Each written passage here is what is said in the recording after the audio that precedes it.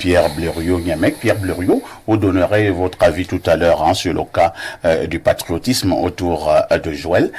Mais je vous amène d'abord à parler de quelques petits problèmes de forme qui ont également créé une vive polémique au moment où l'on vient recevoir une aussi importante décoration qui entre dans l'histoire. Joël s'est amené au ministère en t-shirt et en pantalon presque bizarre. Beaucoup ont dit qu'il était en pyjama.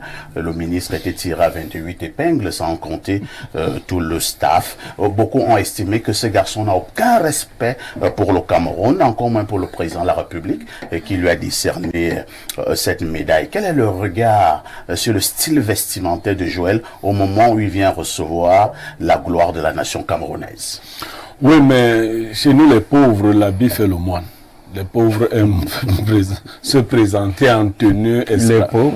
Oui, les pauvres. Ça, c'est de l'ironie. Non, les pauvres adorent ça. Moi, j'ai beaucoup d'amis américains. Ces gars, ils s'habillent de manière bizarre. C'est-à-dire que les Américains, c'est pas des gars, surtout dans la tranche d'âge qui est celle de Joël. C'est pas, même quand un joueur fait plus d'efforts que ça, attendez, en plus du fait qu'il est sportif, il y a une certaine détente dans leur façon de faire. Maintenant, si vous permettez quand même que je dise quelque chose sur sa décoration. Allez-y. Parfois, ici, il faut que le Cameroun assume ses propres contradictions. Personne n'a dit au Cameroun de ne pas lever le verrou de la double nationalité. Mbid n'est pas camerounais. C'est pas notre enfant. Un point, c'est tout. Ça, c'est de l'usurpation, c'est de l'imposture. C'est ce que l'État fait.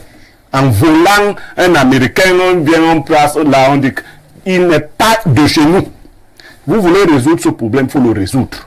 Vous ne pouvez pas continuer, je crois que c'est chez vous les bêtis, qu'on dit qu'on ne peut pas refuser le Haoussa et prendre ses chaînes. Les bijoux de la Haoussa. Vous voulez vanter l'image de qui? Il n'est pas camerounais du tout. C'est ce que dit votre législation, dont origine a fait que ça ne vous regarde pas.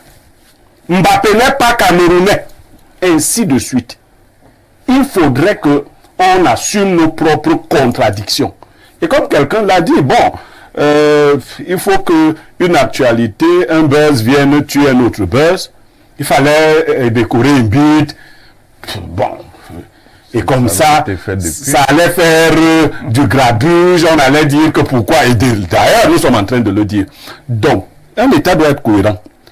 Qui peut continuer à expliquer en 2024 pourquoi le Cameroun a le verrou de la double nationalité? Alors que la plupart de nos dirigeants sont dans des situations ambiguës. Pourquoi on joue à ce double jeu? On veut tirer quel honneur de Mbid? Quel honneur? Il ne jouera jamais pour le Cameroun. Bon, on va encore m'accuser. C'est un bassin. Hein? On va m'accuser encore que je détruis mes frères. Il n'est pas mon frère, c'est un Américain. Moi, je suis Camerounais. Bon, entre-temps, quand même, si Joël avait choisi de venir jouer pour l'équipe de basket... Il a promis de jouer pour l'équipe du Cameroun, mais vous savez que les règlements en basket sont différents.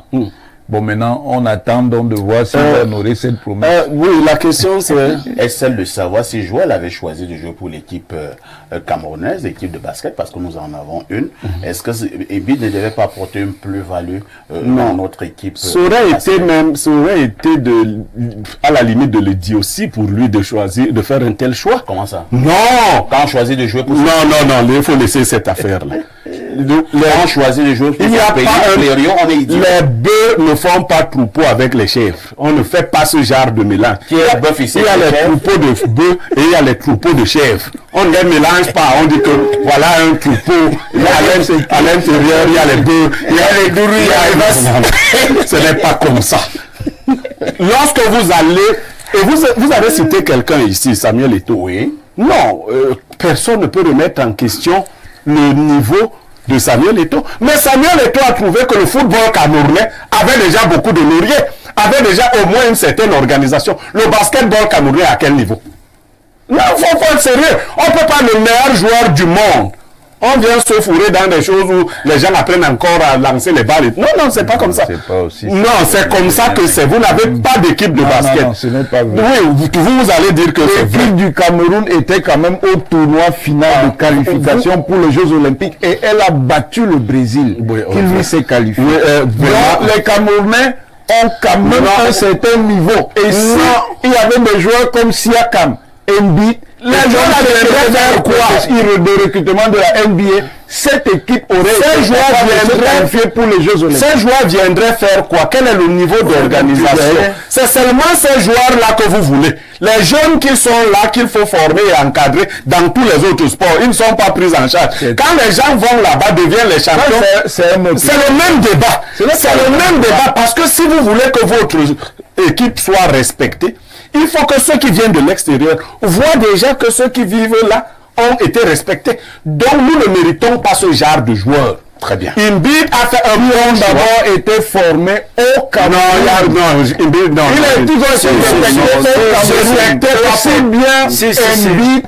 Et il jouait déjà au basket au Cameroun. Ce n'est pas le basket qui joue au Cameroun qui joue maintenant. Mais évidemment, c'est un problème de niveau.